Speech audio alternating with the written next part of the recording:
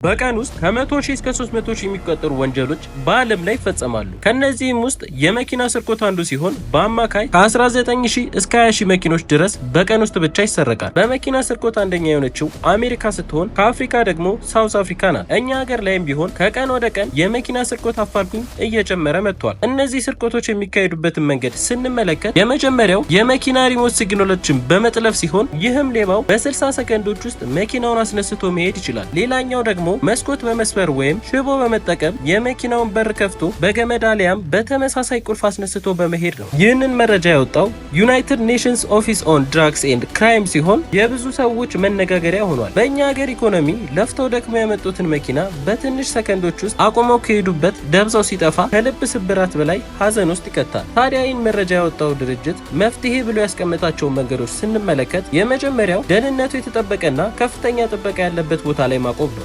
ሁለተኛው ደግሞ 90% ከስርቆት የሚከላከለውን የጂፒኤስ ቴክኖሎጂን በመጠቀም ነው። ይህ ቴክኖሎጂ የመኪናችሁ ሞተር ለማስነሳት ሲሞከር በስልካችሁ የሚያሳውቃችሁና የመኪናችሁን ሞተር በዚሁ በስልካችሁ መቆለፍ የምትችሉበትን አማራጭ ይዞ መጥቷል። ይህን ቴክኖሎጂ ድርጅታችን ዋልታ ቴክኖሎጂስ አስመጥተን እየገጠምን እንገኛለን። ለበለጠ መረጃ ከታች ባለው ስልክ ቁጥሮች ይደውሉልን።